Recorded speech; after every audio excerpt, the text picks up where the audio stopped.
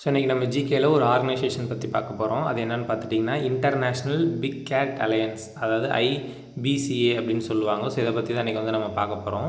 So இது வந்து எப்போ ஸ்டார்ட் பண்ணாங்க அப்படின்னா ஏப்ரல் 2023 வந்து ஸ்டார்ட் பண்ணாங்க. எதுக்காக அப்படின்னா ப்ராஜெக்ட் டைகர் வந்து ஏப்ரல் 1973 ஸ்டார்ட் பண்ணாங்க. ஸோ அதோட 50th ஆனிவர்சரி அப்போ இந்த international big cat alliance start பண்ணாங்க.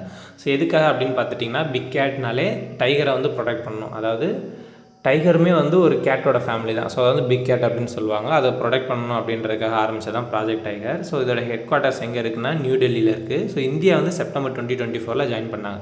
ஸோ ஏப்ரல் 2023 இதை ஸ்டார்ட் பண்ணாலுமே இந்தியா வந்து செப்டம்பர் 2024 ஜாயின் பண்ணாங்க. எதுக்காக அப்படின்னா வேர்ல்டுலேயே இந்தியாவில் தான் அதிக நம்பர் ஆஃப் டைகர்ஸ் இருக்குது. ஸோ அந்த டைகரோட ஒரு கான்ட்ரிபியூஷன் வந்து இந்தியா வந்து ரொம்ப வந்து தருது. ஸோ அதனால் வந்து இதில் வந்து ஜாயின் பண்ணாங்க. ஸோ எதுக்காக இதை ஸ்டார்ட் பண்ணாங்க அப்படின்னு பார்த்துட்டிங்கன்னா ஒரு 7 பிக் கேட்ஸ் இருக்குது. ஸோ நம்மளுக்கு தெரிஞ்சது வந்து டைகர் இந்த மாதிரி நார்மலாக தெரியும்.